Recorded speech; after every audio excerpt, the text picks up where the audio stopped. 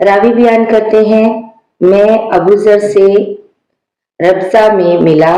وہ ایک جوڑا پہنے ہوئے تھے اور ان کا غلام بھی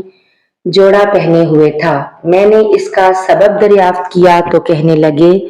کہ میں نے ایک شخص یعنی غلام کو برا بھلا کہا تھا اور اس کی ماں کی غیرت دلائی یعنی گالی دی، تو رسول اللہ صلی اللہ علیہ وآلہ وسلم نے یہ معلوم کر کے مجھ سے فرمایا، اے ابو ذر، تو نے اسے ماں کے نام سے غیرت دلائی ہے؟ بے شک تجھ میں ابھی کچھ زمانہ جاہلیت کا اثر باقی ہے۔ یاد رکھو ماتحت لوگ تمہارے بھائی ہیں،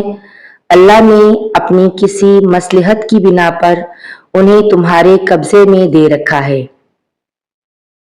تو جس کے ماتحت اس کا کوئی بھائی ہو تو اس کو بھی وہی کھلائے جو آپ کھاتا ہے، اور وہی کپڑا اسے پہنائے جو آپ پہنتا ہے، اور ان کو اتنے کام کی تکلیف نہ دو کہ ان کے لیے مشکل ہو جائے، اور اگر کوئی سخت کام ڈالو تو تم خود بھی ان کی مدد کرو۔ صحیح بخاری حدیث نمبر 31۔